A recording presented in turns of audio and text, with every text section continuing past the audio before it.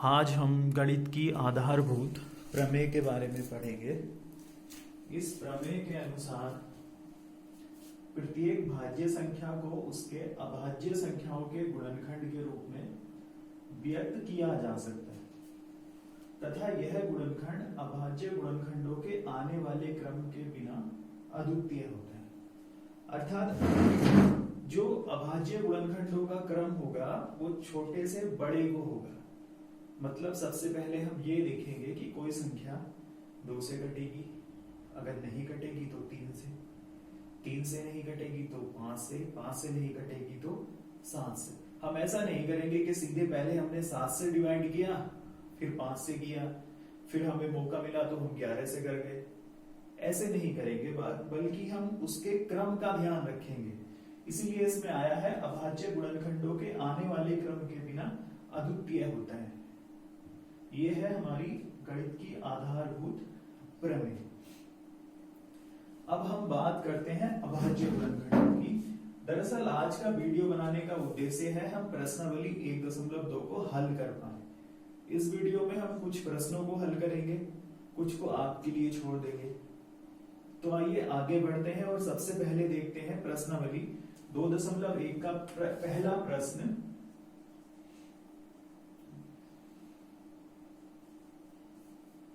प्रश्नावली 1.2 का पहला प्रश्न, निम्नलिखित संख्याओं के अभाज्य गुणनखंड ज्ञात कीजिए। पहली संख्या दी है इसने हमें 140। हम इस 140 के अभाज्य गुणनखंड ज्ञात करते हैं। जैसा कि सभी को दिख रहा है लास्ट में शून्य आया है, तो निश्चित रूप से यह संख्या 2 से कट जाएगी। तो 2 से काटते हैं, 2 सत्ते 14, 2 0 0, फिर 2 से 35 बार, फिर 3 से नहीं कटेगी, 2 से भी नहीं कटेगी, तो अब हम 5 से काटेंगे, 5 सत्ते 35 और 7 एकम 7। इस प्रकार हमें 140 के जो अभाज्य गुणनखंड प्राप्त होते हैं वह होते हैं 2 गुणा 2 गुणा 5 गुणा 7। इसको चाहे तो ऐसे ही लिखा रहने दे, नहीं तो हम 2 की पावर 2 गुणा 5 की पावर 1 गुणा 7 की पावर 1, एक पावर नहीं भी लिखेंगे तो चलेगा। इस तरह से हम इसको लिख लेते हैं। ऐसे ही हम इसका दूसरा देखते हैं 156। इसके भी हम गुणनखंड कर सकते हैं। सबसे पहले ये 2 से ही कटेगा, 2 सत्ते 14, 2 अट्ठे 16, फिर से 2 से, 2 तिया 6, 2 नीम 18। अब देखो ये 2 से नहीं कटेगा, तो अब 3 से, 3 एकम 3, 3 तिया 9 और 13 एकम 13। इस प्रकार हमें 156 के जो गुणनखंड मिले हैं वो है 2 गुणा 2 गुणा 3 गुणा 13। इसको भी 2 की पावर 2 गुणा 3 गुणा 13 के रूप में हम लिख सकते हैं। अब सवाल ये आता है कि इन अभाज्य गुणनखंडों का उपयोग क्या होगा।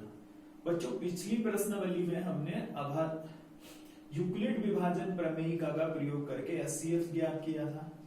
इस प्रश्नावली में हम अभाज्य गुणनखंडों का प्रयोग करके संख्याओं के एचसीएफ और एलसीएम ज्ञात करेंगे।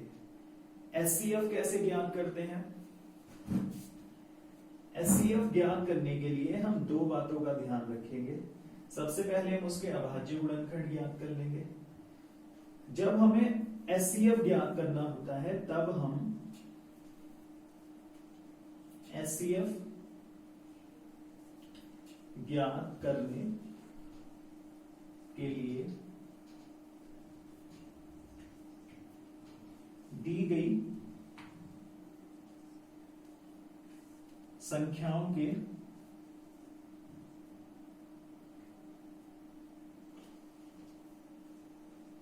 अभाज्य गुणनखंडों में से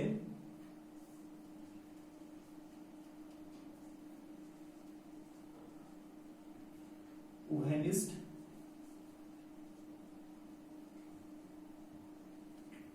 गुणनखंडों की न्यूनतम घात वाले गुणनखंडों का गुणन करते हैं। जैसे यहाँ 140 और 156 हमें दिया गया है। मान लो हमें अगर इसी का एचसीएफ निकालना हो तो हम यहाँ देखते हैं, यहाँ दो ऐसी संख्या है जो दोनों के गुणनखंड में आई है। यहां भी 2 पावर है, यहां भी, मतलब न्यूनतम पावर भी इसकी, अगर यहाँ मान लो 3 होती, यहाँ 2, तो फिर हम 2 की 2 पावर को मान लेते हैं। यहाँ दोनों की बराबर पावर है तो इसका एचसीएफ हो जाएगा 2 की पावर 2। अन्य को हम छोड़ देंगे क्योंकि वो उभयनिष्ठ ही नहीं है। अब अगर हमें एलसीएम लेना हो तो एलसीएम ज्ञात करते समय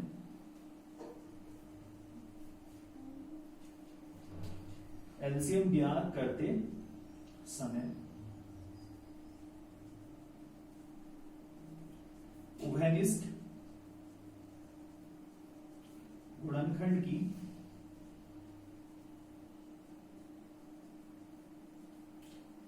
अधिकतम घात के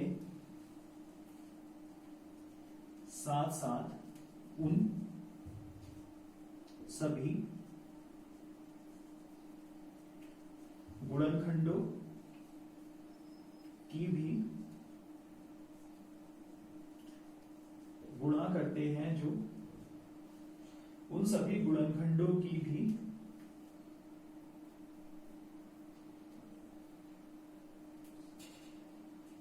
अधिकतम घात की गुणा करते हैं जो उभयनिष्ठ नहीं होते हैं।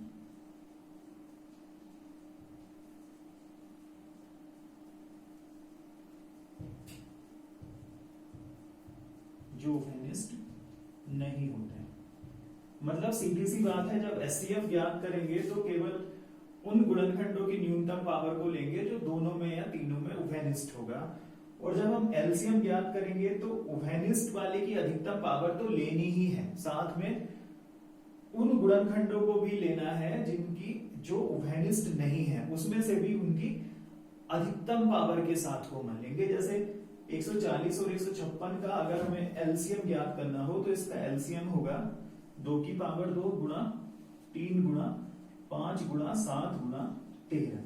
इन सभी संख्याओं की गुणा करके इसका एलसीएम ज्ञात किया जा सकता है। बच्चों, एचसीएफ और एलसीएम ज्ञात करते समय यदि मान लो हमें 2 संख्या दी है और केवल एचसीएफ दिया है तो हम सीधे एलसीएम निकाल सकते हैं, और एलसीएम दिया है तो सीधे एचसीएफ निकाल सकते हैं। उसके लिए एक छोटा सा सूत्र होता है, एचसीएफ गुणा एलसीएम बराबर पहली संख्या गुणा दूसरी संख्या। इस सूत्र के 2 फायदे हैं। सबसे पहला फायदा यह है कि 2 संख्याएं हमें पता हो, एक एचसीएफ पता हो तो हम एलसीएम निकाल लेंगे, एलसीएम पता हो और संख्याएं पता हो तो हम एचसीएफ निकाल लेंगे। और एक सबसे बड़ा फायदा यह है कि हम इससे अपना उत्तर चेक कर सकते हैं। यदि हमारा एचसीएफ और एलसीएम का गुणनफल पहली संख्या और दूसरी संख्या के बराबर आता है तब हम कहेंगे हमारा एचसीएफ और एलसीएम बिल्कुल ठीक निकला है। अब हम इससे आगे प्रश्नावली 1.2 के दूसरे सवाल को स्टार्ट करेंगे। उसमें हमें यह बताना है,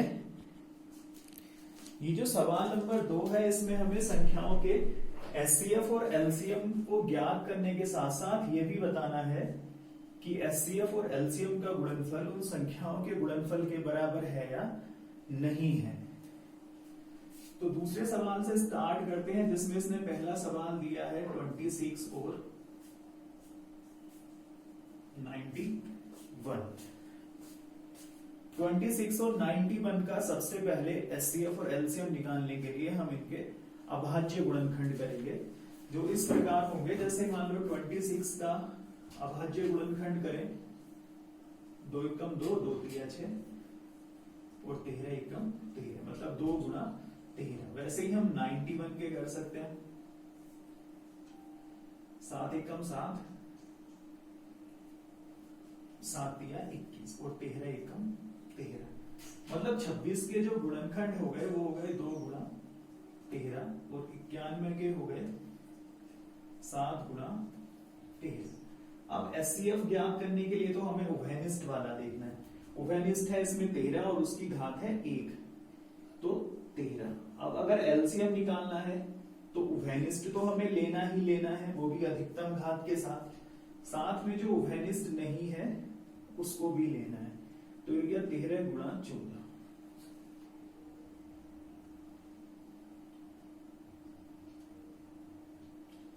तो इसका एलसीएम हुआ 182।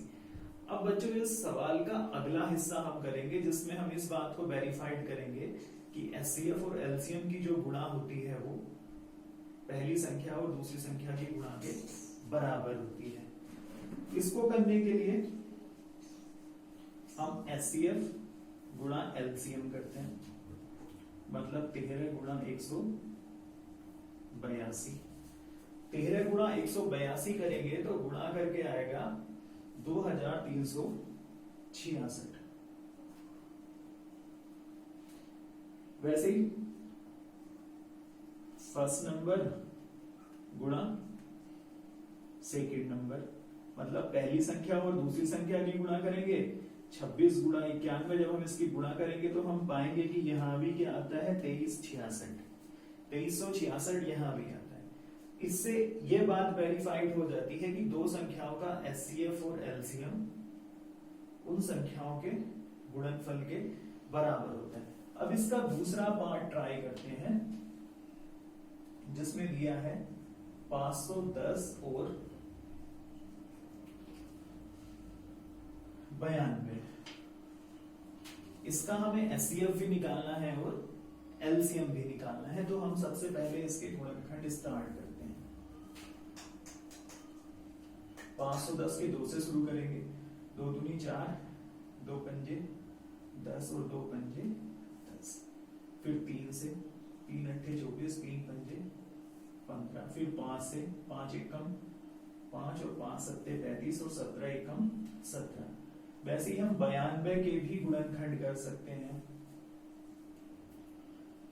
2 चौक 8, 2 चिक्का 12, 2 दूनी 4, 2 तिया 6 और 23 एकम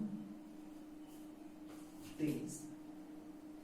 तो जो 510 के गुणनखंड आए हैं वो है 2 गुणा 3 गुणा 5 गुणा 17।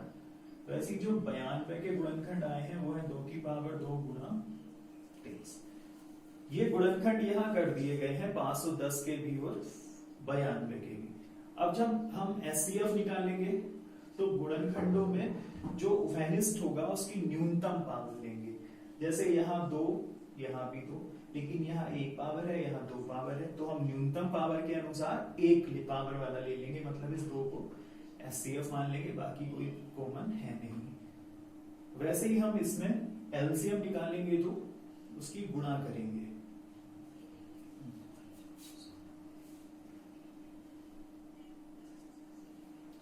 तो एचसीएफ बराबर होगा 2 की पावर 1 मतलब 2, और एलसीएम में जो कॉमन होता है उसकी अधिकतम पावर,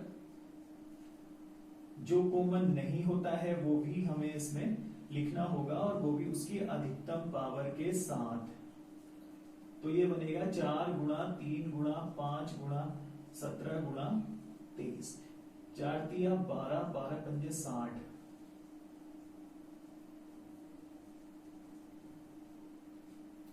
तो इसकी गुणा करके आएगा 23,460। तो यहां आप समझ गए होंगे कि एचसीएफ में हम जो पद कॉमन होता है उसकी न्यूनतम पावर को लेते हैं, मतलब उभयनिष्ठ गुणनखंड की न्यूनतम पावर, और एलसीएम में हम अधिकतम पावर लेते हैं, साथ में उन संख्याओं की भी गुणा लेते हैं जो कॉमन नहीं होती है। तो इस तरह से एचसीएफ और एलसीएम इसका हमें मिल जाता है। अब हम एचसीएफ और एलसीएम की गुणा करते हैं। एचसीएफ मतलब 2 गुणा 23,460, 2 0 0, 2 चिक्का 12, 2 चौक 8 और 1 9, 2 तिया 6 और 2 दूनी 4। एचसीएफ और एलसीएम की गुणा आती है 46,920। इसी तरह से हम पहली संख्या और दूसरी संख्या की भी गुणा कर सकते हैं। पहली संख्या गुणा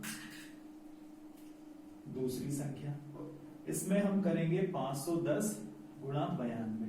जब हम इसकी गुणा करेंगे तो गुणा करके भी यही आएगा 46,920। इस तरह से हम दो संख्याओं के एचसीएफ और एलसीएम ज्ञात कर सकते हैं। अब जो इसमें तीसरा प्रश्न आता है उसमें यह कहता है कि अभाज्य गुणनखंड विधि से इन संख्याओं के एलसीएम और एचसीएफ ज्ञात कीजिए। 12, 15 और 21।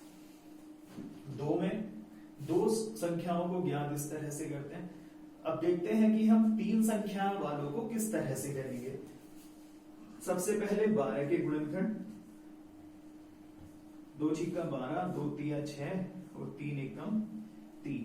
वैसे ही 15 के लिए 3 पंजे 15, 5 एकम 5। वैसे ही 21 के लिए 3 सत्ते 21 और 7 एकम 7। यहां हम सभी के अभाज्य गुणनखंड कर चुके हैं। अब हम एक बार इसको यहां से लिखना शुरू करते हैं क्योंकि नीचे जगह थोड़ी कम है। तो 12 बराबर हो गया 2 गुणा 2 गुणा 3, मतलब 2 की पावर 2 गुणा 3।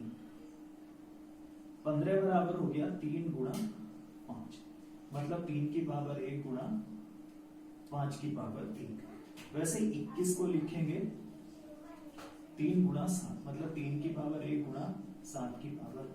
अब सबसे पहले एचसीएफ की बात करते हैं।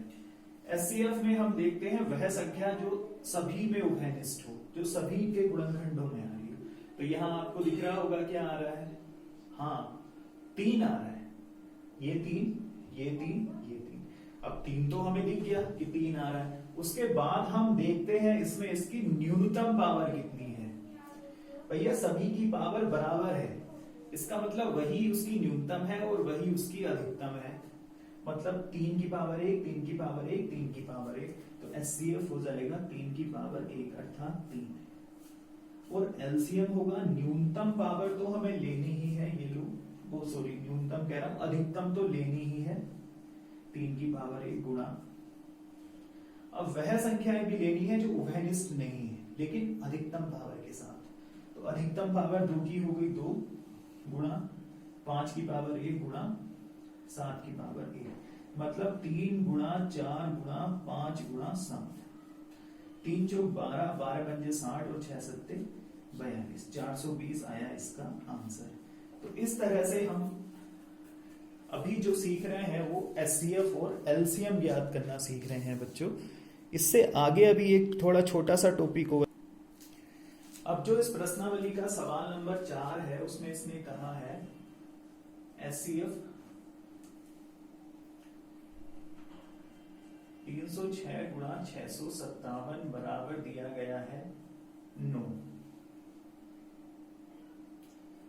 इसमें हमें एलसीएम 306 गुणा 657 को ज्ञात करना है। बड़ा ही आसान सा प्रश्न है लेकिन साथ में इंपोर्टेंट भी है, ये पेपर में कई बार आता है। तो इसके लिए सूत्र होता है एचसीएफ गुणा एलसीएम बराबर पहली संख्या गुणा दूसरी संख्या। एचसीएफ हमारा 9, एलसीएम हमें ज्ञात करना है। पहली संख्या 306, दूसरी संख्या 657। सीधे से हल करके इसका उत्तर अपन लिख लेंगे 306 गुणा 657 बटे 9। 9 से इसको काट लेते हैं, 9 सत्ते 63, 9 तिया 27, मतलब 306 गुणा 73। इन दोनों संख्याओं की गुणा करते ही यहां पर आंसर आ जाएगा।